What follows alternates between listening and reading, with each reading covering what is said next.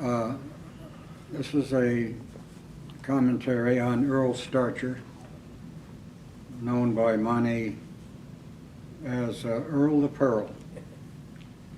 He was born in Columbus, Ohio on May 28, 1930, and his last residence was Columbus, New Mexico, until 1994. He joined the Air Force in 1945. He had to lie about his age, and he was a crew chief on a cargo ship during the Berlin airlift, and he went down and was injured. His left calf was badly injured.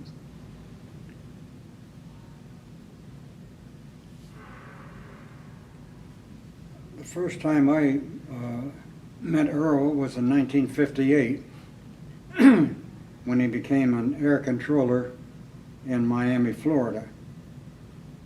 And he was a controller in the center, which was the whole state of Florida. He controlled the area on the western half, and I controlled the area on the eastern half of Florida. We became friends quite soon, and also socialized quite a bit. And he and my wife, Lois, were seekers, and they would talk about spiritual things and all that, and they would go to the Theosophical Society and also to astrology classes and things like that.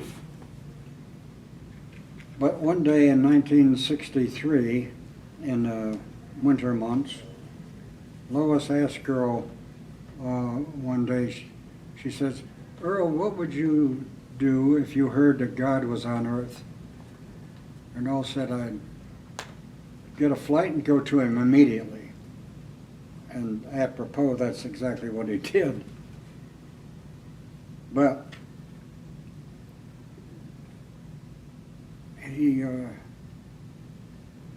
he worked at the center until 1965, when Baba called a Eastern and Western Sahavas, the Easterners in the spring and us Westerners in the fall. Well, when he found out, he went to the chief at the center and wanted to leave so he could go to his guru. And the chief says, "No, denied." And Earl says, "Okay, I quit." Later, when Baba called off the Western Sahavas, Earl did not return and ask for his job back. He stayed away. Earl was kind of a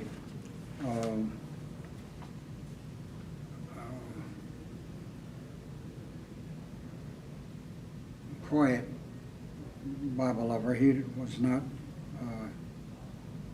very forceful. So what he did was kind of accepted the life of poverty that he had, which lasted from 1965 for about 10 years. And during that time, he would come to the center here, and he worked at the time. The center had the gate was not where it is now, but all there was at the original gate was the I forget the name of it now. It was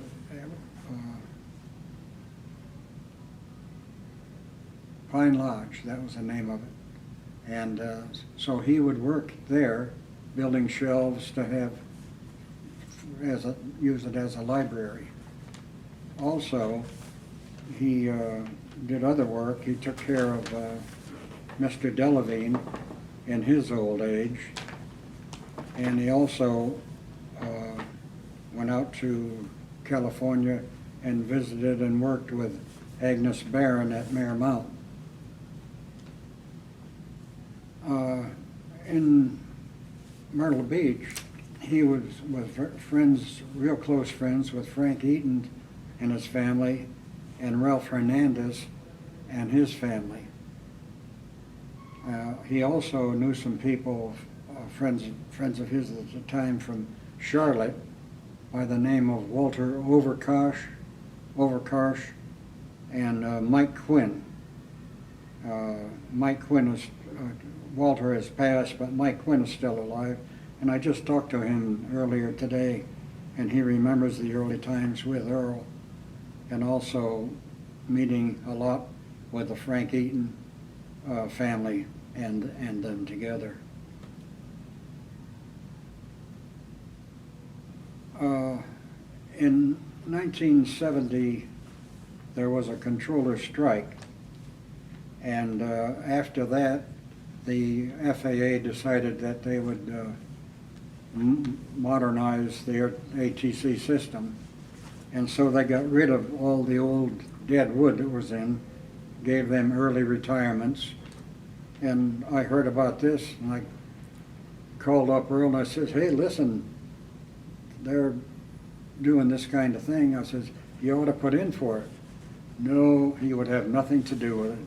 He was accustomed to his austere life, and he wanted to maintain that. And he did that until finally, and I used to contact him, well, he would contact us all the time. We had an open line. He could call us, collect anytime he wanted to during this period. And so we were in contact with him a lot. And one time, close to 1975, I says, man, you know, you should do something. There's all these other people have done it. And he finally decided he would do it. And just as soon as he did it, he got his retirement. Then he was able to change his lifestyle. He was able to take Kitty to India. He was able to buy land. He bought a like an Airstream trailer. You know what that is? Okay, and a truck to haul it with. And he moved it out west of the Intercoastal here, next to Patty Cavender. She had a place out there with her husband. And he was there for a while until they decided to leave and go out west.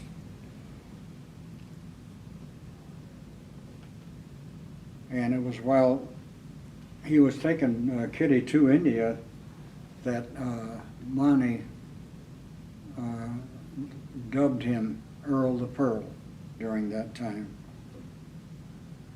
Now, that went on until about the close to 1980. Yeah, I was in that period. He decided to move out to Columbus, New Mexico. So he moved out there with his trailer, and Lois and I would go visit him in Columbus. He had it set up out there. His trailer had like a big canopy over the top of it, so it was well shaded because it's high desert in New Mexico. I think the lowest elevation is 3,500 feet, but it's all desert.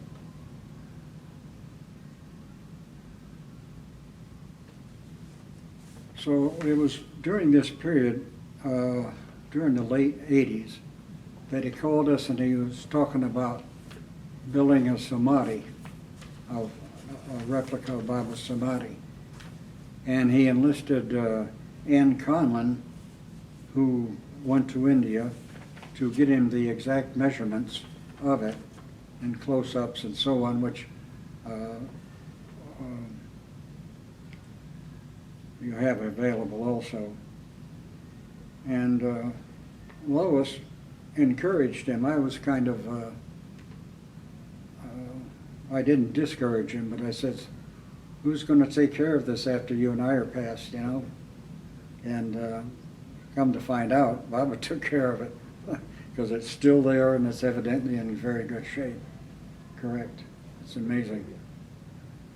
But Lois encouraged him, and she also sent him a signed copy of God Speaks to put there with it.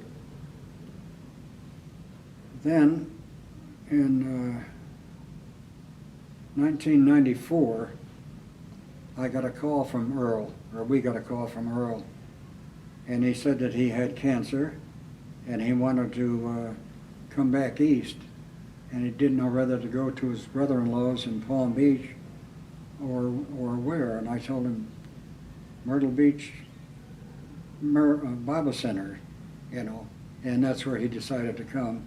And he spent his last 6 months or so here at the Myrtle Beach Travel Park in his trailer. And his last days, his last day, I used to take care of him as best I could. My wife had rheumatoid arthritis, and I also was doing that. But I would spend as much time as I could with him. And the last day that he was with us, he was in the hospital. I went to visit him here at Grand Strand. And I told him that I had to leave. He wanted me to stay the evening. And I said, well, I've got to go take care of Lois. And so I did. I went home. I called back there to his room at 8:30 p.m. and found out that he had just passed. So that was the story of Earl Starcher. Thank you. Yeah. From what I've read, and I'll share some of that in a minute, it seems like in '65 when he had that desire to go meet Baba and Yeah. it didn't happen, and then he did not go back to his job. It seemed like he took a personal vow, poverty or celibacy, and he really dedicated his life to Baba. Going over this material, I could see that he not only consumed Baba literature, but he assimilated it and tried to live it, and even find points that we would ignore. He was very adamant about, these are Baba's words. There was a letter he wrote to Balnatu, and he said, Baba had mentioned sanskaras and how they evaporate. Yeah. And then he said, how come this isn't in the next issue of the discourse? This is very important, you know? Yeah. And he also wrote many letters to doctors and scientists discussing Baba's theory on evolution. Yes. Some of them he got responses to. But in addition to the Shrine of the Perfect Man, he had an organization, or a one-man organization, we can say, called the Meher Baba Research Center for Evolution. And that's where I saw quite a few letters that he sent to scientists and doctors around the world. Yeah. And since I mentioned that, I will say that his intention with the Shrine to the Perfect Man was that it become not only a shrine but a library where people could learn about Meher Baba, and that people who could not afford to go to India or found it very difficult could go there and get a flavor of the Samadhi. Yeah, that brings to mind, he had the Samadhi out there, but he also had another building that housed a library of stuff like that. And as a matter of fact, when they were developing some Baba centers in the Midwest, he would send material from there, books and different things like that, to them from that library. It was intention that eventually a library be placed there. Yeah, to And I finish have it into a larger A couple more building. questions, but let me, since we're Yeah, go talking ahead, about excuse me. his connection with Mani, I have a little note that, it was a very timely note, that Mani wrote to Lois and Gerry Seeley on the 28th of November, 1994. And actually in my own life, something very similar happened where just before Mani sent me a communication, my brother passed away, gave me an excuse to write back to her. But in this one, she says, Dear Gerry and Lois, I am also happy for this opportunity to thank you for sending me the timely message about dear Earl, which enabled me to write to him before he joined Baba. We had a special closeness in Baba's love for years, and I dearly appreciated his many kindnesses to our kitty. He was remembered with much affection when we women Mandali went to Mehrabad for Darshan last Tuesday and offered a fresh flower garland on the beloved Samadhi for his Earl the Pearl. With much love as ever to you, Gerry and Lois. And Gerry had mentioned that Earl, with his money, took Kitty to India several times, but I understand she got to go first class, and Oh, I don't yes. know Yes. what he went, but she got to go first class. Anyway, I did find this today, as a matter of fact, February 1995 issue of the Globe, and in here, there's a story on Earl the Pearl, it's called, where some of the things we talked about are mentioned. And here you can see the monument itself. And in the monument, in English and in Spanish, it says, "The Eternal Redeemer, Avatar Meher Baba." And I have a couple of notes I want to share from what I've read, but I wanted to say that my good friend Di Mendoza, he and his former wife Misty were very close to Baal, that Baal had expressed an interest in this shrine, and because of that, they went to visit the shrine, and it was Baal's wish that it would be named the Shrine of the Avatar, which in some readings that I saw, Earl said although he called it the Shrine of the Perfect Man, it was really known as the Avatar Meher Baba Shrine, or the Samadhi replica. And I talked to several people. I was unfortunate enough not to have met Earl, and I have not even been to the shrine. But I talked to Patty Cavender and Walter, who knew him in the early days. And Walter tells this story, which I want to share, that in Walter's first trip to India, which was around the same time, those of you who know Jeff Wolverton and remember Bob Brown, they were big jokesters. And they circulated this story that Walter met a village girl who was going to get married. And this kept going to the point that Kitty called Walter into the room to say, well, what's going on here, you know? But he said, Earl came to him and said, Walter, if you decide to get married, don't worry. We'll find you a nice house and I'll help you buy the house. I mean, he seemed like a real, you know, I guess you could encapsulate it in Monty's words, Earl the Pearl. But Starcher, not Monroe, the basketball player. There was another Earl the Pearl. Anyway, I did want to read one last letter here, and I talked to Narshwan this morning. I talked to him several times, and he gave his permission to read this. But this will give you a flavor of what he was like and how close he was to Baba. This was written June 26, 1992. Narshwan, Anzar. Hello, Narshwan. As these two enclosed writings indicate, I was aware the word was within me on February the 7th, 1969. I have stated that I did not know the date of the uttering the word, but speculated it was January the 30th, 1969. This date of January 30th, 1969 was picked by me as the date of utterance due to one mystical statement that I have heard many, many times. It is said that the Lord says, "One day is as a year to me." From the physical point of view, this means one orbit of the sun. Baba told Dr. Barucha that he would travel with Barucha for 1 year after he manifested. In my opinion, Baba did usher the word through one orbit, which would fulfill his statement to Dr. Barucha.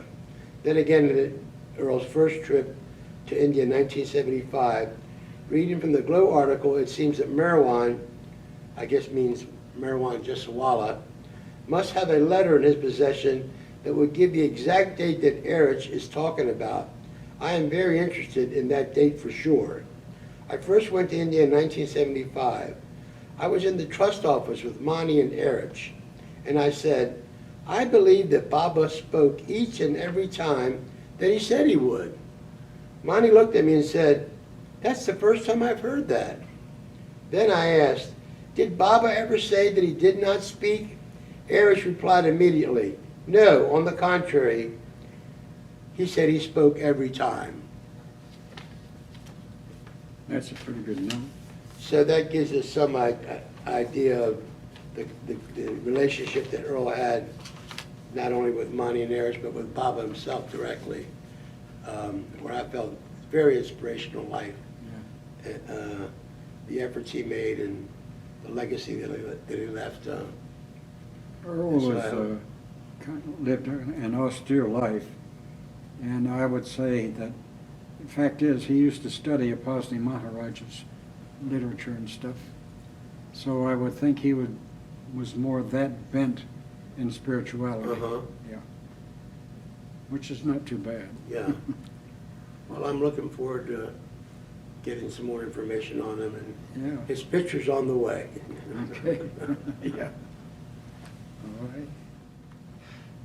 I can give a little bit more of the nuts and bolts aspect of Earl's replica of the Samadhi in India. It is a scale, model, dimensional replica of Samadhi in India. Talked to Dot Lesnick about that, and he talked to her about getting the right dimensions. Just logistically, been there 3 times myself. So I first found out about the Samadhi in New Mexico through Vanessa, previously Connor, and visited there in 2015, May. And went to the Pancho Villa State Park. That's where I stayed, camped out there for those 3 visits, different years. And she was saying, yeah, from this hill on this, used to be a military camp there in Columbus. And it's now Pancho Villa State Park because Pancho Villa invaded America there in March 1916. So that's a whole other story. But from this little hill, you could see, oh yeah, she said, oh, look over there, and you could just barely see the dome of the Samadhi. So then I was able to go over there and see it. And just logistically, Earl was trying to find a place that was environmentally similar to Meribad, a high desert. He was going for that climate. That's why it ended up in Columbus, New Mexico. And 3 miles north of the Mexican border. And it's got a couple of things here. It's about 35 minutes south of nearest big town is Dimming. Oops, where are we here? About an hour and a half from west of Las Cruces, 4 hours, 10 minutes south of Albuquerque, 5 hours from Santa Fe, which is where I'll be eventually, and 6 hours from Taos. So that's a little bit of the nuts and bolts there. And then I took numerous photographs, which we hopefully will be able to see here eventually. Oh, and I met the Emorys. Sheila and Ken Emery took possession from the estate of Earl Starcher. I think it was in '96. But that was, Earl was trying to find a Baba lover for the estate, obviously. And nobody was coming along, so he found Ken and Sheila Emery. He's an archaeologist from New York State, as I understand. And he and his wife fell in love with this place out there. And so they actually were kind of like Baba likers, I guess you say. Took care of the Samadhi. He would paint it and do a little maintenance on it while he was there. And so I met him a couple times out there and kept the correspondence. And quite a delightful chap. Told me a little bit about his life story. He just celebrated her 62nd wedding anniversary, Sheila, a couple years ago. And I got a recent correspondence from Ken that his wife had passed about 2 months ago from complications from Parkinson's. And he's been dealing with her with that for quite some time. So I was in Earl Starcher's previous home to be the museum on the site. And Ken was saying the layout was a little funny because it was set up to be a museum, not really a house. And they added another bedroom and bathroom, I think, onto the house there. So the house is on 9/10 of an acre. Then there's a street, I think it's Jones. Then the Samadhi is on 1 full acre next to it. It's kind of right in the center of that acre. And we'll have pictures of that coming up eventually. Here, the dome structure, it's quite a beefy Samadhi. The dome structure, I think the upper half there, the dome, and the upper part was poured concrete, and part of it was precast and hoisted up there, about 6 tons it weighs. So this thing is not going to be easily moved. Earl built quite a substantial place there. It is currently unfinished. There's no front door, windows, so it'll need a little bit more work if it wants to really look like the Samadhi in India. I did want to add that, interestingly enough, this came originally from Columbus, Ohio, and then went to Columbus, New Mexico. Yeah. They had 4 children, and it was very fortunate for the Baba world that they took an interest, especially his wife Sheila, not only in welcoming Baba lovers there, but in keeping it tidy and bringing flowers. And it was her wish that eventually a fountain would be put there. And then she was asked... Sheila Emery, right? Sheila Emery, yeah, Ken and Sheila Emery, who just passed away this summer. Yeah.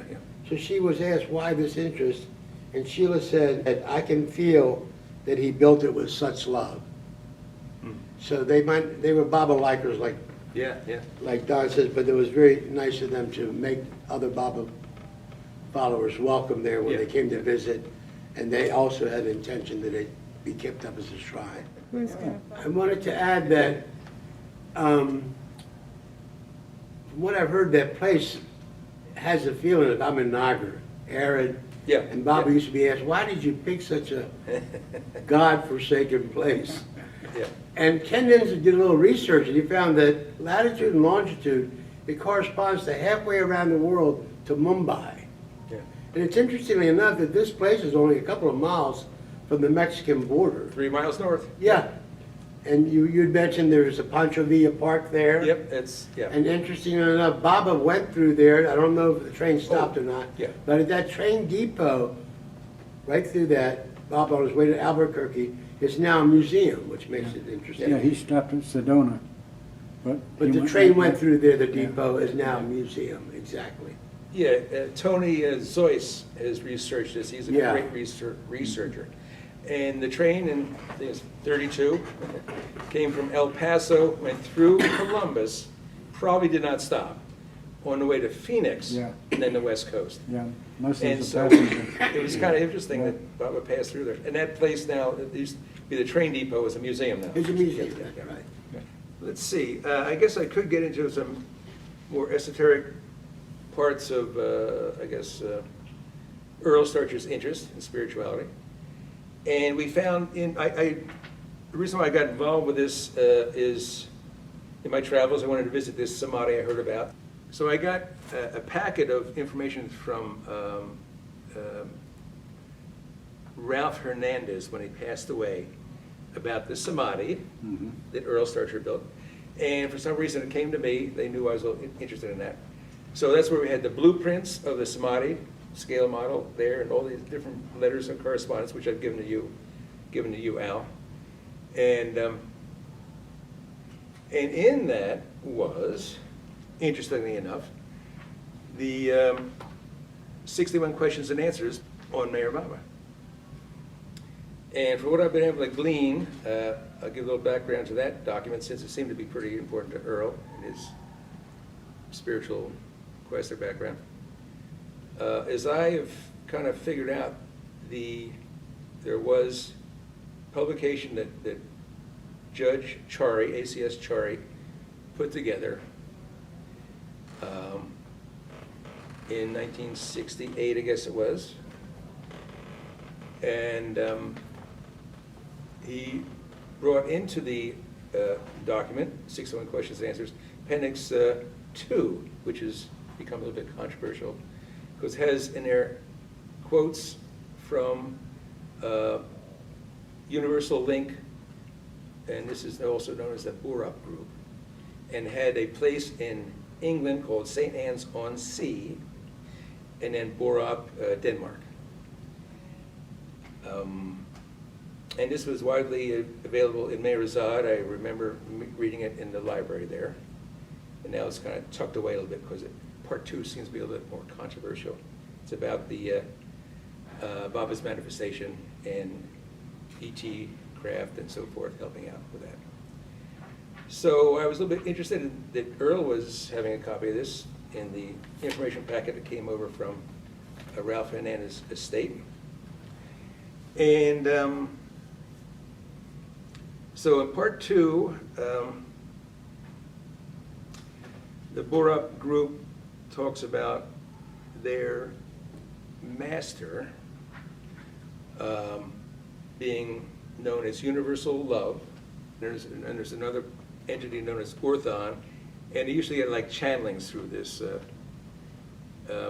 They assume was a spiritual master. This is at St. Anne's on Sea. So there is the story of, okay, we'll back up a little bit here. So 601 Questions and Answers is the second iteration of what was, as far as I've been able to figure out, 64 Questions and Answers that was put out by the Bombay group somewhere in the late 60s. And that there was pretty much a clandestine meeting with about, from what I've been able to figure out, piece together, 6 members of the Borup group, or the Universal Link folks, meeting with Baba in Merazad at 4 a.m. Erich, I think, was the only one present there. And they had an interview with Baba. And they went over some of these various questions they had for Baba. So that got its way into the 64 Questions and Answers, which is a publication that Baba said the world is not yet ready for this, and he pulled it back. It actually was circulated a little bit, and Baba had that pulled back. So later on, ACS Chari put together 61 Questions and Answers, which was edited down, I guess, so to speak. And Baba did give his blessings for that. There was correspondence I picked up between ACS Chari and Maya Andrau in Asheville, talking about this very subject. So there is a chap, I don't know if you can see him, Sir Anthony Brooke. I don't know if you want to zoom in on that or not. Anyway, Sir Anthony Brooke, known as the last white Raj of Sarawak, which I didn't know where that was. It's a state in Malaysia.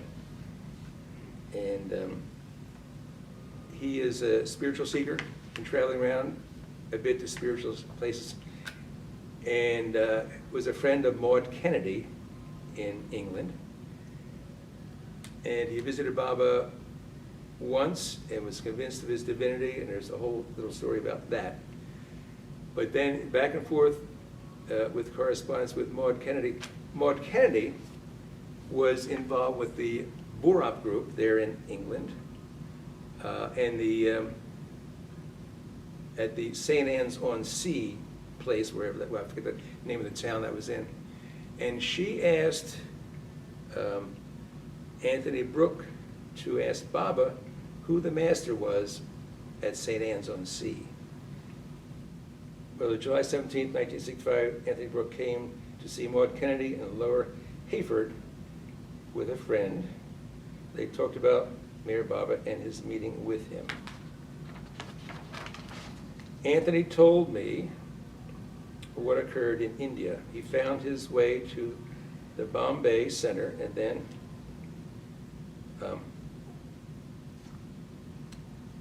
to Ahmednagar, and was interviewed by Adi Kairani, who told him there was not much hope of seeing Baba as he was in seclusion.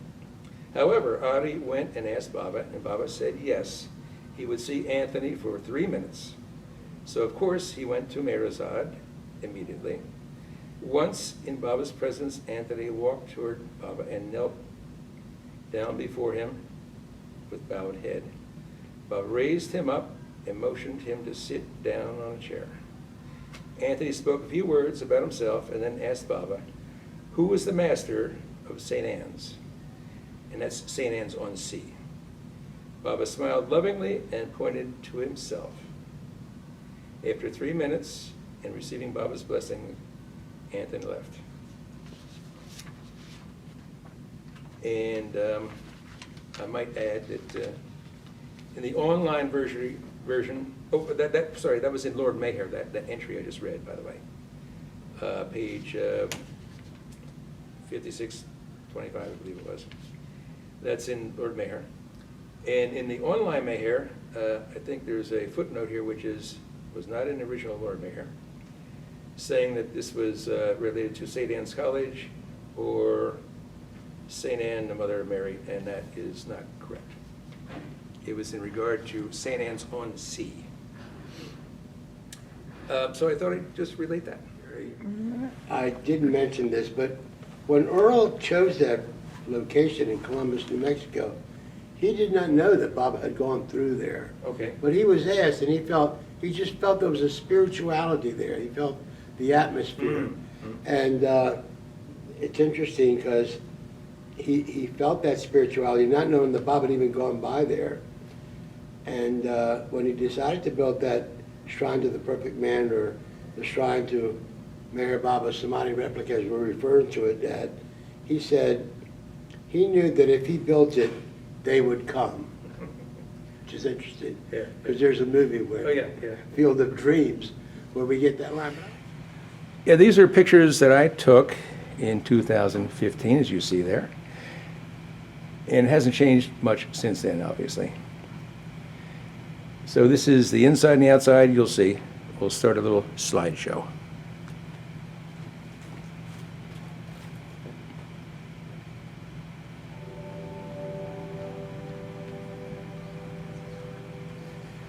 It's the Pancha Villa State Park. That's the view from Pancha Villa State Park. You can see the dome there, of course. Shrine, Perfect Man Shrine. And that's Earl Starcher's previous home.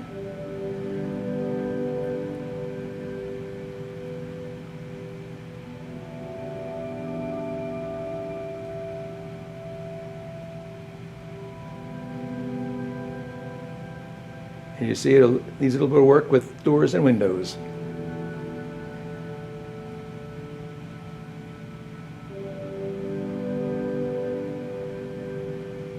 There's electrical there and water.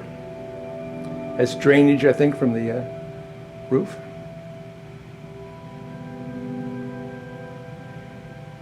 I'm not sure we'll put a marble slab in there, but we'll see. Little electrical detail there, and that's the Ken Emery's house in the background there. Ocatello cactus.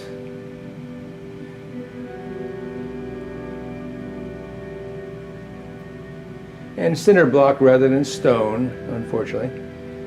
It's still pretty substantial. There's that heavy dome structure there.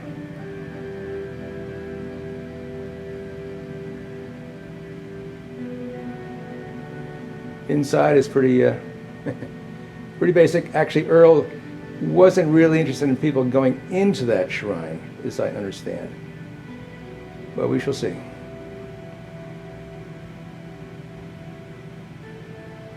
And that's that open acreage behind that I was talking about. Could be possibly acquired. And there's some electrical there.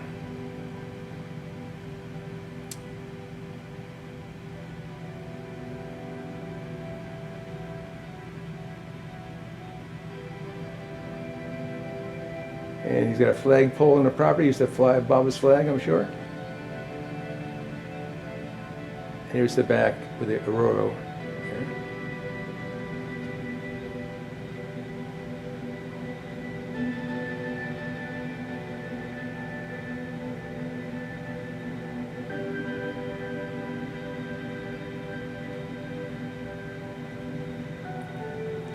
I put a little information packet there at one point in time. I'm not sure anybody really used it.